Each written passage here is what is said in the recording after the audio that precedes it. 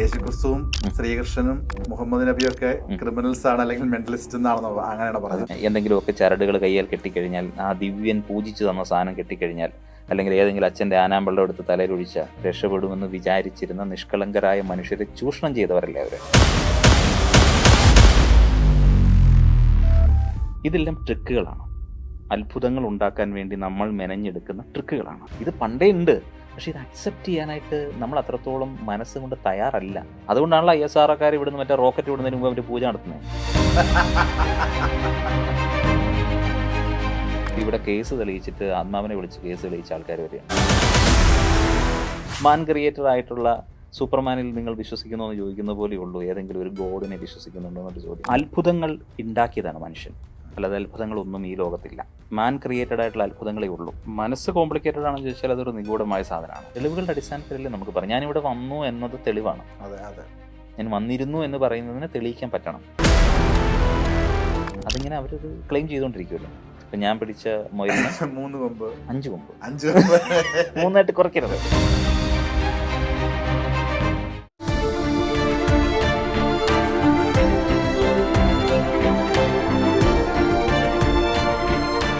Own your pride. Pride Diamond Collections by Joya Lucas, world's favorite jeweler. Ayurveda മർമ്മ ചികിത്സയുടെ അവസാന വാക്ക്. Ortho neuro രോഗചികിത്സയിൽ വർഷങ്ങളുടെ പാരമ്പര്യം. Edamanassery spine hospital private limited, Coimbatore. Welcome. Movie വേൾഡിൽ ഇന്ന് കൂടെയുള്ളത് നിപിൻ നിരാവത്താണ്. സ്വാഗതം. മെന്റലിസമാണ് നമ്മുടെ ഇന്നത്തെ ടോപ്പിക്ക്. നമ്മൾ റെഫർ ചെയ്യുമല്ലോ നോർമലി. അപ്പം ഞാൻ റെഫർ ചെയ്തപ്പോൾ കണ്ടത് 13 സ്റ്റെപ്പ് ടു മെന്റലിസം. ഇപ്പം അതുപോലെ തന്നെ ഡോക്ടർ NM ഹൈദരാലി അദ്ദേഹം എഴുതിയ ജ്ഞാനാത്മക മനഃശാസ്ത്രം എന്നൊക്കെ പറഞ്ഞ ബുക്കുകളൊക്കെ ഉണ്ട്. എ ടെയിൽ ടു മെന്റലിസം, അങ്ങനെ കുറേ ബുക്സ് ഇങ്ങനെ കണ്ട് റെഫർ ചെയ്തപ്പോൾ ഞാനിത് വായിച്ചിട്ടുണ്ടെന്നല്ല പറഞ്ഞത്. ഞാനിങ്ങനെ മെന്റലിസത്തിൻ്റെ ബുക്സിന് എഴുതാൻ നോക്കിയപ്പം മെന്റലിസം റിലേറ്റ് ചെയ്തിട്ടുള്ള ഒരുപാട് ബുക്സ് നമ്മളിങ്ങനെ കണ്ടു. അപ്പം ഈ ബുക്കുകളിലൊക്കെ പ്രധാനമായും ഇതിൻ്റെയൊക്കെ നമ്മളൊരു കോർ കണ്ടന്റ് നോക്കുമ്പോൾ മനസ്സാണ് ഇതിൻ്റെ അകത്ത് എല്ലാം പറയുന്നത്. മനസ്സില്ലാതെ മെന്റലിസത്തിനെ പറ്റി പരാമർശിക്കുമ്പോൾ മനസ്സ് തൊട്ടേ നമുക്ക് പോകാൻ പറ്റുള്ളൂ എന്നാണ് ഈ ബുക്കിൻ്റെ ഒക്കെ ഉള്ളടക്കം പറയുന്നത്. അപ്പം ഇത്രയും കോംപ്ലിക്കേറ്റഡ് ആണോ ശരിക്കും മനസ്സ്? അപ്പം മറ്റൊരു കാര്യം കൂടി, എൻ്റെ അറിവ് ശരിയാണെങ്കിൽ ഒരു മനുഷ്യ മനസ്സിൻ്റെ 45% അല്ലെങ്കിൽ 50% മാത്രമാണ് നമുക്ക് വായിക്കാൻ പറ്റുള്ളൂ എന്നുള്ള പല ഫീച്ചേഴ്സും ഒക്കെ പ്രസിദ്ധീകരിക്കപ്പെട്ടിട്ടുണ്ട്. അപ്പം എങ്ങനെയാണ് ഇത്രയും കോംപ്ലിക്കേറ്റഡ് ആണോ മനസ്സ് ശരിക്കും? മനസ്സ് കോംപ്ലിക്കേറ്റഡ് ആണെന്ന് ചോദിച്ചാൽ അതൊരു നിഗൂഢമായ സാധനമാണ്. പക്ഷെ മെന്റലിസം ഇത്രയും കോംപ്ലിക്കേറ്റഡ് അല്ല. കോംപ്ലിക്കേറ്റഡ് ആക്കുന്നത് ഈ ഒരു ആർട്ടിൻ്റെ ഒരു പ്രത്യേകത എന്താണെന്ന് ചോദിച്ചാൽ അത് മിസ്റ്ററിയാണ്.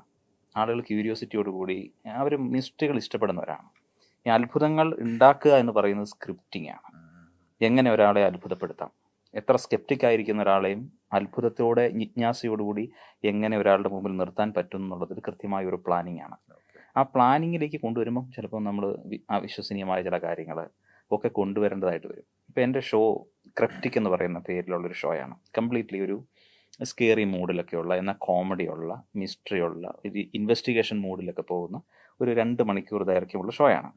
ഇതിനകത്ത് ഒരുപാട് കാര്യങ്ങൾ 16-ാം നൂറ്റാണ്ടിലും അല്ലെങ്കിൽ 15-ാം നൂറ്റാണ്ടിലും ഒക്കെ ഉണ്ടായിരുന്ന തരത്തിലുള്ള തോട്ടുകളൊക്കെയാണ് അതിനകത്ത് കൊണ്ടുവരിക. എന്നിട്ട് ഈ ആധുനിക ശാസ്ത്രവും സയൻസും ഒക്കെ അതിനകത്ത് കണക്ട് ചെയ്ത് കംപ്ലീറ്റ് ആൾക്കാരെ how to fool your brain, മനസ്സിലായില്ലേ, ആ ഒരു തലത്തിലേക്ക് എത്തിക്കുകയാണ്. അതായത് അവരുടെ ബ്രെയിനിനെ ഫൂൾ ചെയ്യണം, അവരുടെ റാഷണൽ തിങ്കിങ്ങിനെയൊക്കെ നമ്മൾ കംപ്ലീറ്റ്ലി ബ്രേക്ക് ചെയ്യണം. അപ്പോൾ ഇത് കോംപ്ലിക്കേറ്റഡ് ആക്കി കാണിക്കുന്നു എന്നുള്ളതാണ് യഥാർത്ഥത്തിൽ ആ ഒരു കലാകാരൻ ചെയ്യുന്നത് ഫോർ ദ പെർഫോമൻസ് പർപ്പസിന് വേണ്ടി മാത്രം, അല്ലാതെ ഇല്ല. ഇതെല്ലാം ട്രിക്കുകളാണ്, അത്ഭുതങ്ങൾ ഉണ്ടാക്കാൻ വേണ്ടി നമ്മൾ മെനഞ്ഞെടുക്കുന്ന ട്രിക്കുകളാണ്. ഇപ്പം നൃത്തം എന്ന് പറയുന്ന പരിപാടി ഒരു നൃത്തമെന്ന് നമ്മൾ ചിന്തിക്കുക.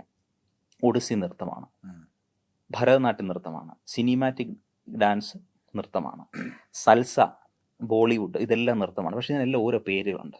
മാജിക് എന്ന് പറയുന്ന ആർട്ട് ഫോമിനകത്തുള്ള ഒരു കാര്യമാണ് മെന്റലിസം, മൈൻഡ് റിലേറ്റഡ് ആയിട്ടുള്ള ട്രിക്കുകൾ. അത് എത്ര കോംപ്ലിക്കേറ്റഡ് ആയിട്ടോ സിമ്പിളായിട്ടോ എങ്ങനെ വേണമെങ്കിലും അവതരിപ്പിക്കുക. അത് പെർസ്പെക്റ്റീവാണ്. ഒരു കലാകാരൻ അത് എടുക്കുന്നത്, നമ്മൾ എവിടെയാണ് ഇത് പെർഫോം ചെയ്യുന്നത്, ആ പെർഫോം ചെയ്യുന്ന ഇടത്തെ പ്രേക്ഷകൻ ഏത് രീതിയിൽ സ്വീകരിക്കുന്നു, ഞാൻ എൻ്റെ ഷോ ഏത് തലത്തിലായിരിക്കണം എന്നൊക്കെ ഉള്ളത് കലാകാരൻ്റെ ഭാവനയും അവൻ്റെ ക്രിയേറ്റിവിറ്റിയുമാണ്.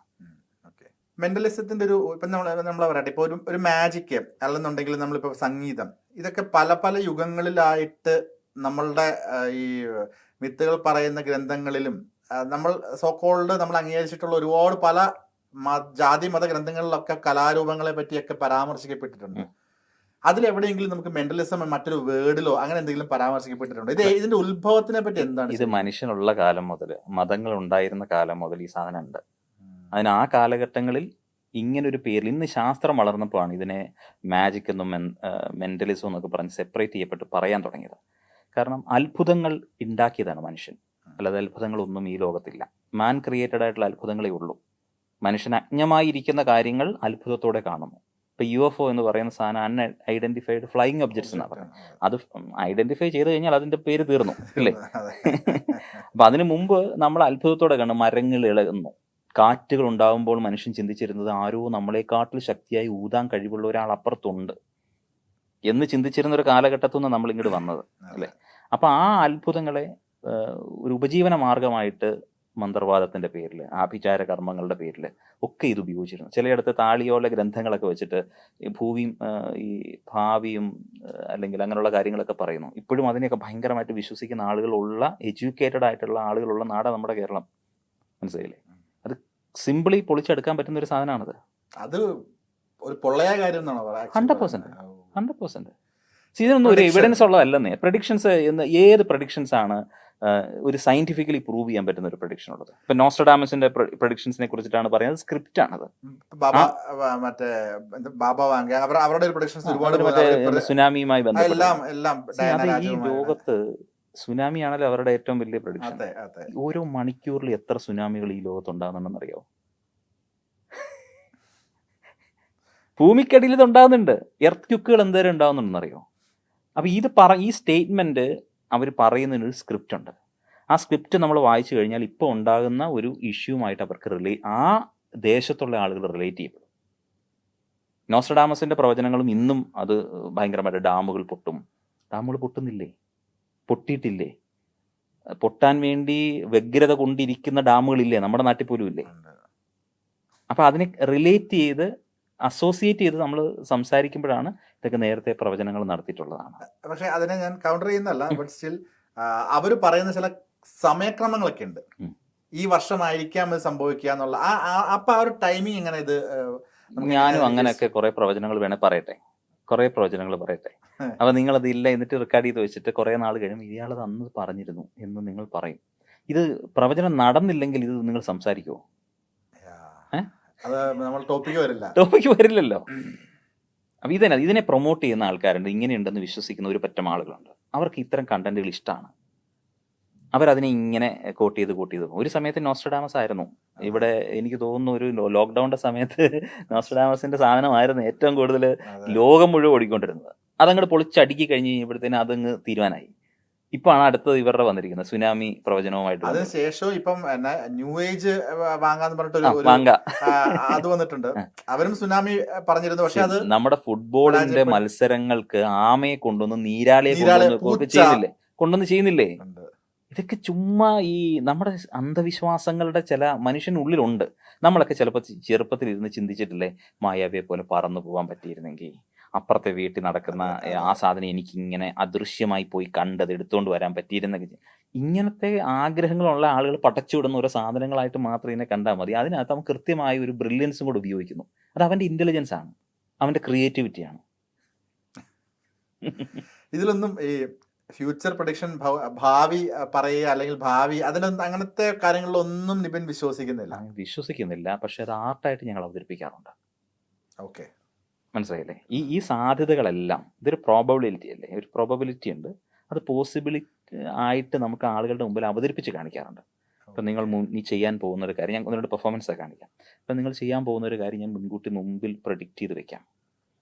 അപ്പം നിങ്ങൾ ഇപ്പം ഇത്രയും നേരം ഇയാൾ പറഞ്ഞതും ഇയാൾ ചെയ്യുന്നതും തമ്മിൽ യാതൊരു ബന്ധവുമില്ലല്ലോ എന്ന് ചിന്തിക്കുന്ന തരത്തിലേക്ക് അത്ഭുതപ്പെടുത്താൻ ഇത് ഉപയോഗിക്കുന്നു. മനസ്സിലായി. ഇതൊരു കലയാണ്. നൃത്തവും സംഗീതവും നാടകവും മിമിക്രിയും ഒക്കെ പോലെ ആസ്വദിക്കേണ്ട ഒരു കലയാണ്. പക്ഷെ ഇതിനകത്ത് നിഗൂഢതകളുടെ കുറേ സാധനങ്ങൾ നമ്മളായിട്ട് തന്നെ ഇടുന്നു, അല്ലെങ്കിൽ കലാകാരൻ അയാൾ ആ അവതരണ രീതിക്ക് വേണ്ടി അത് ഉപയോഗിക്കുന്നു. അതിനപ്പുറത്തേക്ക് ഇതൊന്നുമില്ല. Pure art form. ഓക്കെ, ഉം. ഇതൊക്കെ നമുക്ക് ശരിയെന്ന് വെക്കട്ടെ. ശരി. അപ്പോഴും നമുക്ക് മനസ്സിലാവാത്ത ചില കാര്യങ്ങളൊക്കെ ഉണ്ട്. ഇപ്പം കൊച്ചു കുട്ടികൾ മുതൽ ഇപ്പം എൻ്റെ ഏജ് ഉള്ളതും എന്നേക്കാളും ഏജ് ഉള്ള ആൾക്കാരുടെയൊക്കെ ഒരു ക്യൂരിയോസിറ്റി വരുന്ന സാധനങ്ങൾ. ഇപ്പൊ എൻ്റെ മൈൻഡ്, ഇപ്പൊ എൻ്റെ ക്യാമറാമാൻ ആയിട്ടുള്ള ഷമീറിനെ കൊണ്ട് പറയിപ്പിക്കുക, അങ്ങനത്തെയൊക്കെ നമ്മൾ കണ്ടിട്ടുണ്ട്. ഉം. ഞാൻ ഷോയില്. ഞാൻ എന്ത് മനസ്സിൽ ഓർക്കും, ഞാൻ ഏത് പാട്ട് ഓർക്കുന്നു എന്നുള്ളത് ഷമീർ പറയുന്നു. ഉം. അങ്ങനെ കണ്ടിട്ടുണ്ട്. അപ്പം അതിനൊക്കെ എന്താ, അത് എങ്ങനെ നമുക്കത് ഒന്ന് explain എങ്ങനെയെന്ന് ചെയ്യാൻ ചോദിക്കുന്നിടത്താണ് അതിന്റെ പ്രശ്നം. കാരണം അതിന്റെ രഹസ്യങ്ങൾ പറയുമ്പോൾ അതിന്റെ പറ്റും? അത് പോയി. ഓക്കെ, അതിന്റെ ശരി പക്ഷെ അതും ഇങ്ങനെയായിരുന്നു. ഈ പറഞ്ഞ പോലെ തന്നെ ഒരു ആർട്ട് ഫോമിൽ പെടുന്ന തന്നെയാണ്. അല്ലാതെ അത് പ്രത്യേകിച്ച് ഒന്നുമില്ല, എക്സ്ട്രാ ടാലന്റ് ഒന്നുമല്ല. ഒന്നുമല്ല. അങ്ങനെ ഒരു ടാലന്റ് ആർക്ക് നമുക്ക് ഇതന്നെ അന്യഗ്രഹത്തു നിന്ന് പ്രത്യേകമായി നമ്മൾ എടുത്ത കഴിവ് അങ്ങനെയൊന്നും ഇല്ലല്ലോ. അങ്ങനെ ഒരു അത്ഭുതത്തിന്റെ ഒരു പ്ലോട്ട് നമുക്ക് കിട്ടുന്നു. ആ കിട്ടുന്ന പ്ലോട്ടിനെ വെച്ചിട്ട് നമുക്കത് എങ്ങനെ ആളുകളെ മുമ്പിൽ അവതരിപ്പിക്കാം, അതിന്റെ സാധ്യതകൾ എന്തൊക്കെയാണ് ഉപയോഗിക്കുക, അത് ഉപയോഗിച്ചിട്ട് ചെയ്യുന്നു എന്നുള്ളതേ ഉള്ളൂ. അത്രേ ഉള്ളൂ. ഞാൻ കാണിക്കാം കുറെ കാര്യങ്ങളൊക്കെ. തീർച്ചയായിട്ടും വേണം.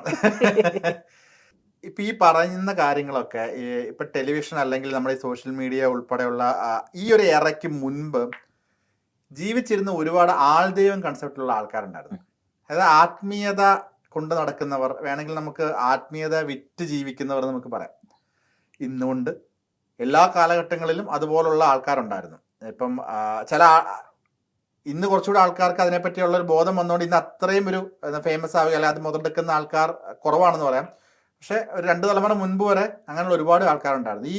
ഇവരിൽ പലരും കാണിച്ചിരുന്ന പല പ്രഡിക്ഷൻസും പല കാര്യങ്ങളിലും അന്ന് മാജിക്കാണെന്ന് അറിയാത്ത അവരുടെ അത്ഭുതസിദ്ധിയിൽ നിന്ന് വിശ്വസിച്ച് അവരെ ഫോളോ ചെയ്തിരുന്ന ഒരു കൂട്ടം ജനതകളുണ്ട്. അപ്പം അവരെല്ലാവരും ശരിക്കും മണ്ടന്മാരാണെന്നാണോ പറയുന്നത്? എന്താ? ഒരു മണ്ടന്മാരായതല്ലല്ലോ, അവരെ ആ ഒരു വലയിലേക്ക് കൊണ്ട് ഇട്ടിട്ട് നിസ്സഹായ അവസ്ഥയിൽ അവരുടെ ജീവിതത്തിൽ എന്തെങ്കിലും ഒരു പ്രതീക്ഷ വെച്ചിട്ട് ജീവിതത്തിൽ നടക്കാതെ പോകുന്ന ഒരു കാര്യത്തിന് ഇവരിൽ അഭയം തേടിക്കഴിഞ്ഞാൽ, അല്ലെങ്കിൽ ഈ അത്ഭുത സിദ്ധന്റെ അടുക്കൽ പോയാൽ നമുക്ക് കുഞ്ഞുങ്ങളുണ്ടാകുന്നു, സമ്പാദ്യം ഉണ്ടാകുന്നു, ജോലിയിൽ കയറാൻ പറ്റുമെന്നും, എന്തെങ്കിലുമൊക്കെ ചരടുകൾ കയ്യാൽ കെട്ടിക്കഴിഞ്ഞാൽ ആ ദിവ്യൻ പൂജിച്ചു തന്ന സാധനം കെട്ടിക്കഴിഞ്ഞാൽ, അല്ലെങ്കിൽ ഏതെങ്കിലും അച്ഛൻ്റെ ആനാമ്പള്ളം എടുത്ത് തലയിലൊഴിച്ച രക്ഷപ്പെടുമെന്ന് വിചാരിച്ചിരുന്ന നിഷ്കളങ്കരായ മനുഷ്യരെ ചൂഷണം ചെയ്തവരല്ലേ അവർ.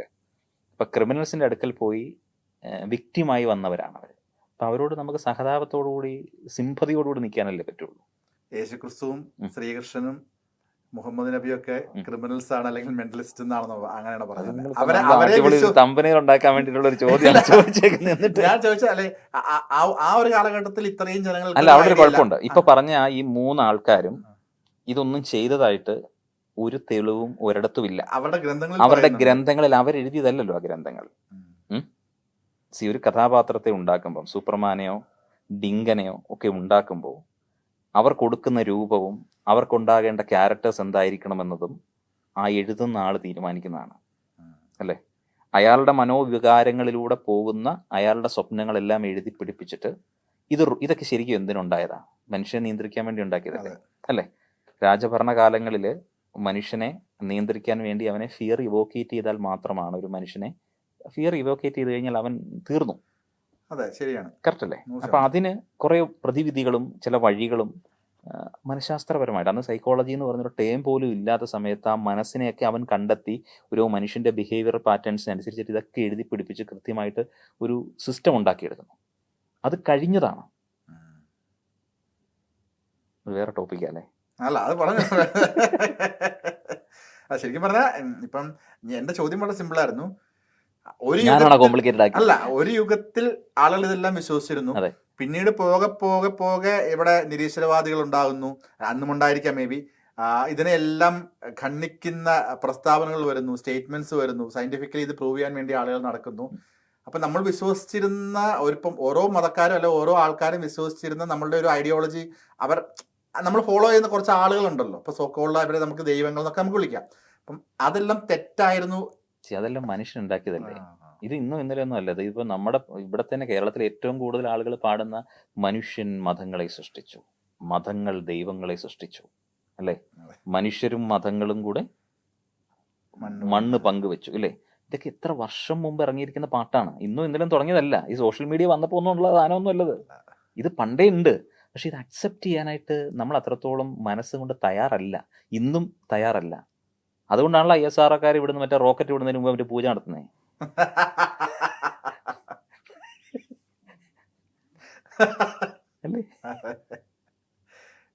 നിബിൻ വിശ്വാസിയാണോ എന്തിൽ?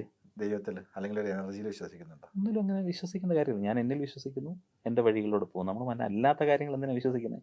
മാൻ ക്രിയേറ്റഡ് ആയിട്ടുള്ള സൂപ്പർമാനിൽ നിങ്ങൾ വിശ്വസിക്കുന്നോ എന്ന് ചോദിക്കുന്ന പോലെ ഉള്ളൂ ഏതെങ്കിലും ഒരു ഗോഡിനെ വിശ്വസിക്കുന്നുണ്ടോ എന്നൊരു ചോദ്യം. ഇപ്പൊ ഈ കഴുത്തിലിട്ടിരിക്കുന്ന മാല ഇവിടെ എന്ത് മാലയിരിക്കും? ഈ അതൊരു വിശ്വാസത്തിന്റെ വിശ്വാസമൊന്നുമല്ല. ഇതൊരു അടിപൊളി ഒരു സാധനം എനിക്കൊരു ഫ്രണ്ട് എനിക്ക് ഗിഫ്റ്റ് ചെയ്തപ്പോൾ ഞാൻ മേടിച്ചിട്ടതാണ്. വെള്ളിയിൽ തീർത്തിട്ട് ഒരു ഇത്രേ ഉള്ളൂ. അതിനകത്ത് വിശ്വാസമായിട്ടൊന്നും ഒരു ബന്ധമില്ല. എന്ന് മുതലാണ് ഈ തോട്ട് പ്രോസസ്സിലേക്ക് എത്തിയത്? ഐ മീൻ ഒരു അമ്പലത്തിൽ പോകുന്ന ഒരു ഏജ് ഉണ്ടാവുമല്ലോ, അല്ലെങ്കിൽ ഒരു പള്ളിയിൽ പോകുന്ന ഏജ് ഉണ്ടാവും, വിശ്വസിക്കുന്ന ഞാൻ ഒരു ഏജ് ക്രിസ്ത്യൻ ഉണ്ടാവും. ഫാമിലിയിൽ ജനിച്ചു വളർന്ന ആളാണ്.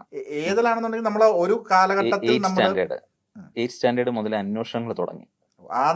അതിന് മുന്നേ വരെ ഒരു വിശ്വാസം, ആ ശേഷമാണ് സമയത്തുണ്ടല്ലോ ഈ ഇടമറുകിന്റെ ഒക്കെ പുസ്തകങ്ങൾ ഈ ട്യൂഷൻ പഠിക്കാൻ പോകുന്ന ക്ലാസ്സിൽ ടീച്ചറിന്റെ ടേബിളിൽ ഇരിപ്പുണ്ട്.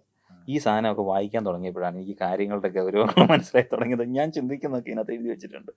നമുക്ക് ആ സമയങ്ങളിലൊക്കെ ചോദ്യങ്ങൾ ഉണ്ടാവുമല്ലോ. ഒരു 10 വയസ്സ് മുതൽ ഒരു 15 വയസ്സ് വരെയുള്ള സമയത്ത് നമുക്ക് ഒരുപാട് ചോദ്യങ്ങൾ.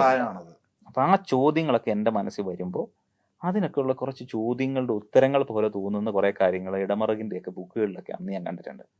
അപ്പൊ പിന്നെ ഇതിനെ ട്യൂഷൻ ടീച്ചറിനോട് ചോദിക്കുക എന്നുള്ളതാണ്. ട്യൂഷൻ ടീച്ചറും വലിയ വിശ്വാസിയാണ്. അപ്പം ആ പുള്ളി തന്നെയാണ് ഇത് കൊണ്ട് വീട്ടിൽ വെച്ചിരിക്കുന്നത് വായിക്കാൻ. അപ്പൊ പുള്ളിയുടെ ചോദ്യങ്ങളും ഉണ്ട് എന്നുള്ളൊരു അർത്ഥമാണ്. അപ്പം പുള്ളിയും കുറെ കാര്യങ്ങളൊക്കെ പറയും. പിന്നീട് ഞാൻ എൻ്റെ മനസ്സിൽ കിടന്ന കാര്യങ്ങൾ ഞാൻ റെഫർ ചെയ്യാനായിട്ടും ഒക്കെ പോയപ്പോഴാണ് എനിക്ക് ഏകദേശം ഇതിൻ്റെ ഒരു റൂട്ട് എനിക്ക് കിട്ടിയത്. ഇത് തെറ്റാണെന്ന് ഞാൻ അഭിപ്രായപ്പെടുന്നില്ല. ഇത് ഏതെങ്കിലും മനുഷ്യന് പേഴ്സണലി ഗുണം ചെയ്യുന്നുണ്ടെങ്കിൽ അത് അവൻ്റെ പേഴ്സണൽ ഹാപ്പിനെസ് ആണ്. അൾട്ടിമേറ്റ്ലി നമ്മളൊക്കെ ജീവിക്കുന്നത് എന്തിനു വേണ്ടിയിട്ടാണ്? എത്ര പണം, എത്ര ഗാഡ്ജറ്റുകൾ, എത്ര പ്രശസ്തി ഉണ്ടെങ്കിലും സന്തോഷമായിട്ട് നമുക്കൊരു ദിവസം കിടന്നുറങ്ങാൻ പറ്റണം. പ്രഭാതത്തിൽ ഒരു ചെറിയ പുഞ്ചിരിയോടുകൂടി ഉണരാൻ പറ്റണം. ഇത്രയേ ഉള്ളൂ അല്ലേ? അപ്പം അതിനുവേണ്ടി നമുക്ക് അത് ഉപയോഗപ്രദമാകുന്ന ഒരു വ്യക്തിക്കുണ്ടെങ്കിൽ നമ്മൾ എന്തിനാണ് അവരെ ശല്യം ചെയ്യുന്നത്? അതിനെ നമ്മൾ ഡിസ്റ്റർബ് ചെയ്യേണ്ട കാര്യമില്ല. അപ്പം അത്രയേ ഉള്ളൂ. ഇത് നമുക്ക് ഹാപ്പിനെസ് കിട്ടുന്ന മദ്യത്തിലാണെങ്കിൽ അയാൾ ആ മദ്യം കഴിച്ചാൽ സന്തോഷമായിട്ട് പോകട്ടെ. അയാളെ നമ്മൾ ഡിസ്റ്റർബ് ചെയ്യേണ്ട. തിരിച്ചു കൊണ്ടുവരാൻ ശ്രമിക്കുന്നത് അയാളുടെ പെർസ്പെക്റ്റീവ്, അയാളുടെ ശരിയാണത്. അയാളുടെ ശരിയല്ലേ ഇത്? നമുക്കത് അക്സെപ്റ്റ് ചെയ്യാൻ പറ്റാതെ ശരിയാണ്. കാഴ്ചപ്പാടിനെ നമ്മൾ മറ്റൊരു ആംഗിളിൽ കാണുന്ന ഓരോ കാര്യത്തിനെ അങ്ങനെ കാണണ്ടേ? അത് എല്ലാവരും കാണുന്ന പോലെയാണ് നോർമലി ബോറിംഗ് എന്നാ പറയാ അല്ലേ? നോർമലി നോർമലായിട്ട് നമ്മളെല്ലാം ചിന്തിച്ചു കഴിഞ്ഞാൽ എല്ലാവരും ചിന്തിക്കുന്ന പോലെ തന്നെയല്ലേ അയാളും ചിന്തിക്കുന്നത്. വേറൊരു ഡയമെൻഷനിൽ ചിന്തിക്കാലോ. ഈ മാൻ ക്രിയേറ്റഡ് ദൈവങ്ങൾ വിശ്വസിക്കുന്നില്ല. അതാണ് എൻ്റെ ഒരു 4300-ലധികം മതങ്ങളുണ്ട്. അറിയോ? കേട്ടിട്ടുണ്ട്. എക്സാക്ട്ലി അറിയില്ല. വിരലെണ്ണാവുന്ന പേരുകൾ മാത്രമേ എനിക്കും അറിയുള്ളൂ. അപ്പൊ അത്രയും ദൈവങ്ങളുണ്ട്. കുറെ എണ്ണം ഔട്ട്ഡേറ്റഡ് ആയിപ്പോയി. കാര്യം ആ കാലഘട്ടം പരിമിതമാണ്. അതെ. അപ്പൊ അത് ആ ഗ്രീക്ക് ദൈവങ്ങളുടെ ഒക്കെ ചരിത്രമൊക്കെ, ഗ്രീക്ക് ദൈവങ്ങളൊന്നും ഇപ്പൊ ഇല്ല. അവരൊക്കെ തീർന്നു, എക്സ്പയർ ആയി. കാരണം ഈ ആൻഡ്രോയിഡിന്റെയും ഐഫോണിന്റെ ഒക്കെ അപ്ഡേറ്റ് വരുമ്പോൾ ബഗ്ഗുകൾ പോകുന്നു പറഞ്ഞ പോലെ കുറെ ബഗ്ഗുകൾ അങ്ങ് പോയി. പിന്നെ ഇപ്പൊ അവശേഷിക്കുന്ന കുറെ സാധനമുണ്ട്. അത് പതിയെ പതിയെ പൊക്കോണ്ടിരിക്കും. ഇതൊന്നും ഇല്ലാത്ത മറ്റൊരു തലമുറ വരും. ഡെഫിനറ്റ്ലി വരുമല്ലോ, ഉറപ്പല്ലേ? ടെക്നോളജിയിൽ വിശ്വസിക്കുന്ന തലമുറയായിരിക്കും. ടെക്നോളജി വിശ്വസിക്കുക എന്നുള്ളതല്ല. ടെക്നോളജി എന്നും വളർന്നുകൊണ്ടിരിക്കുന്ന സാധനമാണ്. നമ്മൾ അതിന്റെ കൂടെ ഇപ്പൊ ആർട്ടിഫിഷ്യൽ ഇന്റലിജൻസിന്റെ ലോകത്താണ് നമ്മൾ ജീവിക്കുന്നത്. ഇപ്പൊ നാനോ ബനാനോ എന്ന് പറയുന്ന സാധനം അറിയത്തില്ലാത്ത എത്ര പേരുണ്ടാവും അവിടെ? ഒരുപാട് ആൾക്കാരുണ്ടാവും അല്ലേ? എന്തിനാണ് ഞാനത് അറിയുന്നത് എന്നൊരു ചോദ്യമുണ്ട്. ഇനിയുള്ള കാലത്ത് എല്ലാം അറിഞ്ഞിരിക്കണം. ചാറ്റ് GPT ഇന്നേ വരെ ഓപ്പൺ ചെയ്തിട്ടില്ല, ആപ്പ് കയ്യിലില്ലാത്ത എത്രയോ ആൾക്കാർ ഇന്നുണ്ടാവും. അപ്പൊ ഇതൊക്കെ മെജോറിറ്റി ആയിരിക്കും. പക്ഷെ അത് അപ്ഡേറ്റ് ചെയ്യാത്തത് അവരുടെ കുഴപ്പമാണ്. അവർക്ക് വേറെ പല കാര്യങ്ങളാണ് അവർ എൻഗേജ്ഡ് ആയിരിക്കുന്നത്.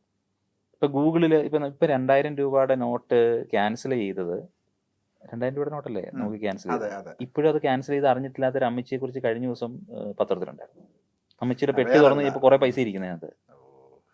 ആ അമ്മച്ചിയോട് നമുക്ക് എന്നാ പറയാൻ പറ്റും? അമ്മച്ചി നമുക്ക് ചെറുതായി കാണാൻ പറ്റുമോ? അവരുടെ ലോകം അത്രയും ചെറുതാണ്. അത് വളരാൻ അനുവദിച്ചിട്ടില്ല ചുറ്റുമുള്ള ആൾക്കാർ. നമ്മൾ സംസാരിക്കുമ്പോഴല്ലേ അത് അങ്ങനെയും കൂടെ ഒക്കെ ചിന്തിക്കാമല്ലോ എന്നൊക്കെ ചിന്തിക്കുന്ന ആ ഒരു ചിന്ത എത്തണമെന്നുണ്ടെങ്കിൽ സോഷ്യൽ മീഡിയയോ അല്ലെങ്കിൽ മാധ്യമങ്ങളോ അല്ലെങ്കിൽ കൂടെയുള്ളവരോ അതൊക്കെ പറയണ്ടേ? തീർച്ചയായിട്ടും. ഇത്രയും വൈഡായില്ലേ നമ്മുടെ ഈ കാര്യങ്ങളെല്ലാം. നമ്മൾ വേറെ ഏതോ ചോദ്യങ്ങൾ എന്ന് പറയുമ്പോഴല്ലോ, ആക്ച്വലി ഞാൻ ഒരു ചാറ്റ് GPT അല്ലല്ലോ. കാരണം ചോദ്യങ്ങൾക്ക് ഉത്തരം തരലല്ലോ. അല്ല, ഞാൻ ആ ചാറ്റ് GPTയുടെ കാര്യം പറഞ്ഞുകൊണ്ട് ഞാൻ പെട്ടെന്ന് ഒരു സാധനം പറഞ്ഞതേ ഉള്ളൂ കേട്ടോ. ഈ നമ്മൾ ആത്മീയത പറഞ്ഞപ്പോഴാണ് നമ്മൾ ഇങ്ങനെ കയറി ഇങ്ങനെ പോയത്. ഇത് കണക്ട് ചെയ്ത് നമ്മുടെ യോഗിയുടെ ആത്മകഥ എന്ന് പറയുന്ന ഒരു ബുക്കിൽ അദ്ദേഹം ആദ്യത്തെ ഒരു 3-ാമത്തെയോ 4-ാമത്തെയോ അധ്യായത്തിൽ അദ്ദേഹം എഴുതിയൊരു അദ്ദേഹത്തിന് അനുഭവമുണ്ട്. ചെറുപ്പത്തിൽ അദ്ദേഹവും അച്ഛനും ഒരു വീട്ടിൽ താമസിക്കുന്ന സമയത്ത് അമ്മയുടെ വീട്ടിലാണ്. അപ്പം ഒരു രാത്രി അമ്മ ഇദ്ദേഹത്തിനോട് ഒന്ന് പറയുന്നിട്ട് ഇദ്ദേഹം സ്വപ്നം കാണുവാണ്, നാളെ രാവിലെ വന്നാൽ നിനക്ക് എന്നെ കാണാം, രാവിലേക്കുള്ളിൽ ശേഷമാണ് വരുന്നതെന്നുണ്ടെങ്കിൽ ഞാൻ ഉണ്ടാവില്ല എന്ന് അമ്മ വന്ന് പറയുന്ന പോലെ ഇദ്ദേഹത്തിന് അനുഭവപ്പെടുകയും അത് അച്ഛനോട് പറഞ്ഞപ്പോൾ അച്ഛൻ അത് ചിരിച്ചു തള്ളുകയും ചെയ്തു. പിന്നീട് ഇതേപോലെ ഉച്ചയൊക്കെ ആയ സമയത്ത് അവിടെ നിന്നും ആള് വന്ന് അമ്മ മരിച്ചു, 10 മണിയാകുമ്പോഴത്തേക്കും മരിച്ചുപോയി എന്നൊരു അറിയിപ്പ് കിട്ടുന്നു എന്ന് പറഞ്ഞ അനുഭവം എഴുതിയിട്ടുണ്ട്. അപ്പം ഇത് വർഷങ്ങൾക്ക് മുന്നേ വായിച്ചിട്ടുണ്ടാവും തോന്നുന്നു, ആ ബുക്കാണ്. ഇതേ അനുഭവം എനിക്ക് തോന്നുന്നു ജസ്റ്റിസ് വി ആർ കൃഷ്ണയ്യർ അദ്ദേഹത്തിന്റെ ഒരു ബുക്കിൽ, മരണാനന്തര ജീവിതം എന്നാണെന്ന് തോന്നുന്നു ആ ബുക്കിന്റെ പേര്, തെറ്റാണെങ്കിൽ ക്ഷമിക്കണം, ആ ബുക്കിൽ അദ്ദേഹം പരാമർശിച്ചിട്ടുണ്ട്. അദ്ദേഹത്തിന്റെ അടുത്ത ഒരു ഫാമിലി പറഞ്ഞത് സ്ഥിരമായിട്ട് കുട്ടി വെളുപ്പിന് 4 മണിക്ക് എണീറ്റ് പഠിക്കുന്ന സ്വഭാവമുണ്ട്. അപ്പോൾ ഈ കുട്ടി എന്നും 4 മണിക്ക് എണീറ്റ് പഠിക്കും. അങ്ങനെ പോകുന്ന സമയത്ത് ഈ കുട്ടിയുടെ അച്ഛൻ മരിച്ചുപോയി. അപ്പോൾ പിന്നീട് ആ കുട്ടി വെളുപ്പിനിട്ട് പഠിക്കാറില്ല. അതിൻ്റെ അകത്തു നിന്ന് റിക്കവർ ആവുന്ന സമയത്ത് രാവിലെ എണീറ്റ് പഠിക്കാറില്ല. അപ്പം ഒരു ദിവസം അമ്മ ചോദിച്ചാൽ നീ എന്തുകൊണ്ടാണ് പഠിക്കാത്തതെന്ന് ചോദിച്ചപ്പം, അല്ലെങ്കിൽ പഠിക്കാൻ വേണ്ടി എഴുന്നേറ്റു, പക്ഷെ ആ കുട്ടി പഠിക്കാൻ വേണ്ടി വീണ്ടും കിടന്നു. അപ്പോൾ അമ്മ ചോദിച്ചാൽ നീ എണീറ്റിട്ട് എന്തുകൊണ്ടാണ് പോകാത്തതെന്ന് ചോദിച്ചപ്പോൾ ആ കുട്ടി പറഞ്ഞു, അമ്മ ഞാൻ എഴുന്നേറ്റ് കഴിഞ്ഞപ്പം അച്ഛൻ ഈ മുറിയിൽ നിന്നും അപ്പുറത്തെ മുറിയിലേക്ക് പോകുന്നത് ഞാൻ കണ്ടു എന്ന് പറഞ്ഞു. അപ്പോൾ പെട്ടെന്ന് ഇവർ ആ മുറിക്ക് ചെന്നപ്പോൾ അവിടെ അങ്ങനെ ഒരാളില്ല, മരിച്ചുപോയ അച്ഛൻ ഈ മുറിയിൽ നിന്ന് അപ്പുറത്തെ മുറിയിലേക്ക് പോകുന്നതായിട്ട് എനിക്ക് തോന്നി എന്ന് പറഞ്ഞു. ചിലപ്പോൾ തോന്നലായിരിക്കാം. ഇതേപോലെ തന്നെ മരിച്ചുപോയ ഒരുപാട് ആളുകളെ പലയിടങ്ങളിലായിട്ട് തോന്നലുകളിൽ വന്നു എന്ന് പറയുന്ന അനുഭവമുണ്ട്. ഇത് ഞാൻ എത്രയും പേഴ്സണലി പറഞ്ഞാൽ എൻ്റെ അമ്മയ്ക്ക് അനുഭവം ഉണ്ടായിട്ട് എന്നോടാണ് പറഞ്ഞത്. അമ്മയുടെ അമ്മ മരിക്കുന്ന സമയത്ത് അമ്മ ഭയങ്കര ഡൗൺ ആയിപ്പോയ ഒരു സമയമായിരുന്നു എൻ്റെ അമ്മയുടെ അമ്മ മരിച്ചത്. അപ്പം ആ ഒരു സമയത്ത് അമ്മ മരിച്ചുപോയ അമ്മയുടെ ഒരു നിഴൽരൂപം പോലെ കണ്ടു, അത് അമ്മയെ ഫോളോ ചെയ്യേണ്ട അമ്മയ്ക്ക് തോന്നി എന്ന് പറഞ്ഞ ഒരു അനുഭവം ഇന്നും. അപ്പം ഞങ്ങളും പറയും അമ്മ വെറുതെ അമ്മയുടെ മനസ്സിൽ കിടക്കുന്നതുകൊണ്ട് തോന്നണമെന്ന് പറയും, പക്ഷെ ഇന്നും അമ്മ അത് സമ്മതിച്ചു തരാം, അല്ല ഞാൻ കണ്ടതാണ് എന്ന് പറഞ്ഞൊരു അനുഭവമുണ്ട്. അപ്പം ഇതിനൊക്കെ എന്തായിരിക്കും ഒരു എക്സ്പ്ലനേഷൻ പറയാനുള്ളത്? ഒരു വ്യക്തികൾക്ക് തോന്നിയിരിക്കുന്ന ചിന്തകളെ സയന്റിഫിക് ആയിട്ട് നമ്മളതിനെ കാണണം. ഒരാൾക്ക് തോന്നിയ ഒരു തോട്ട് അത് എല്ലാവർക്കും തോന്നി എന്നുള്ളതല്ല. ഇപ്പൊ പാരഡോളിയ എന്ന് പറഞ്ഞിട്ടുള്ള ഒരു ബ്രെയിൻ്റെ സ്റ്റേറ്റ് ഉണ്ട്.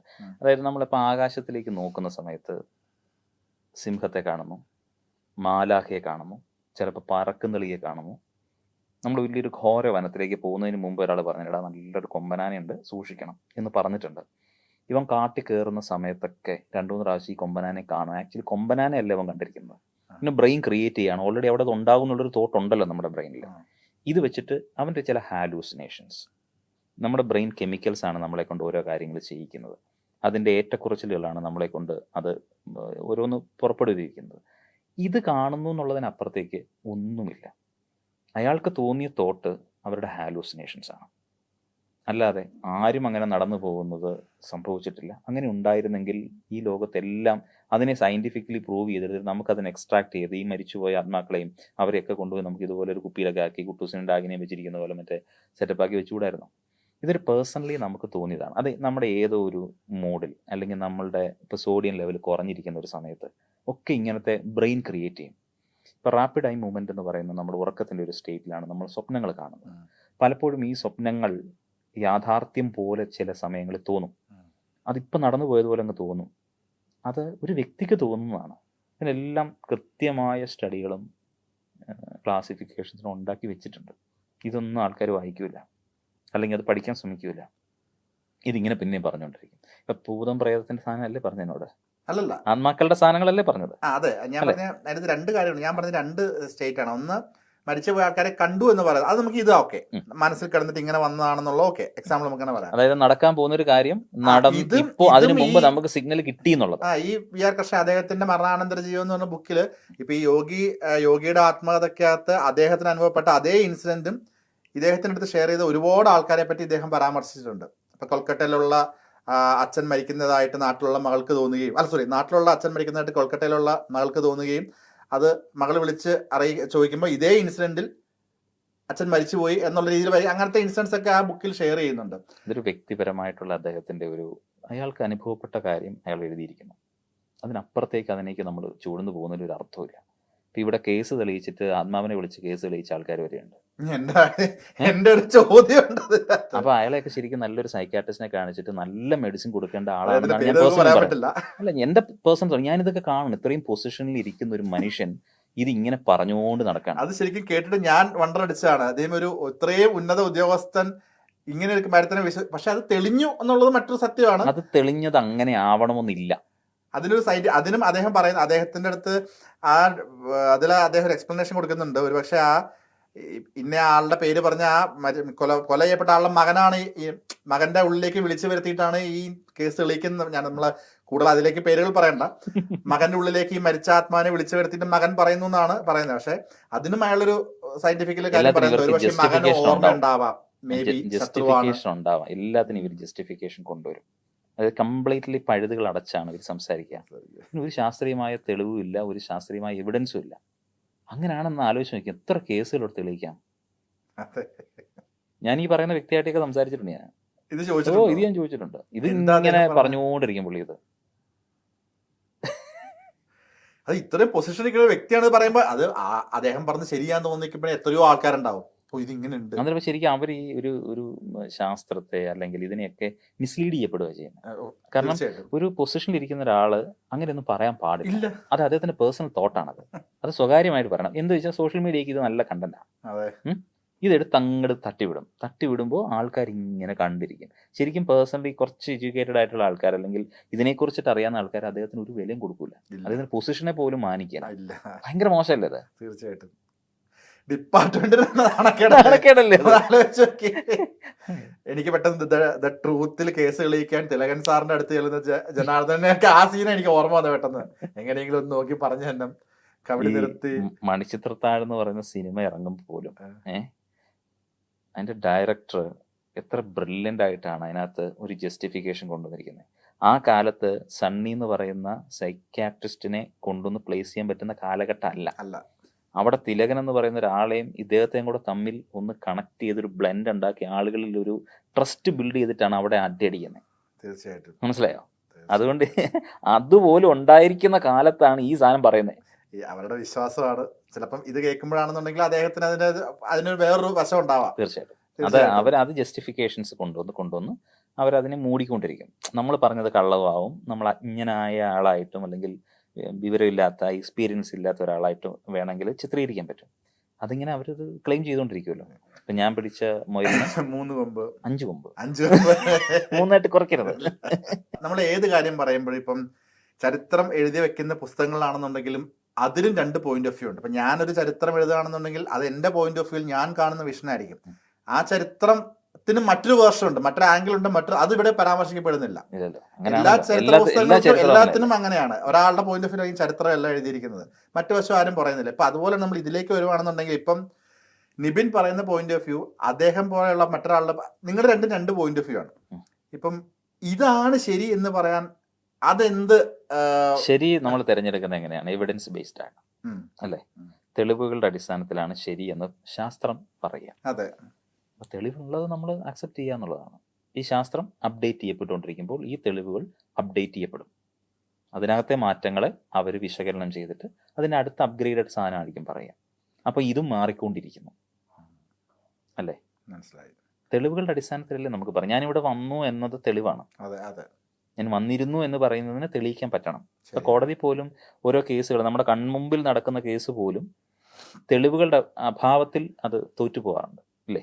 അങ്ങനെയല്ലേ നമ്മുടെ കോടതിയിൽ പല കേസുകൾ നടക്കുന്നത്. തെളിവിന്റെ അടിസ്ഥാനത്തിൽ വേണമല്ലോ നമ്മൾ എന്തൊരു കാര്യം പറയാനായിട്ട്. തെളിവില്ലാതെ പറയരുത്. ഇരുട്ടിൽ കല്ലെറിയുന്ന പോലെയാണത്.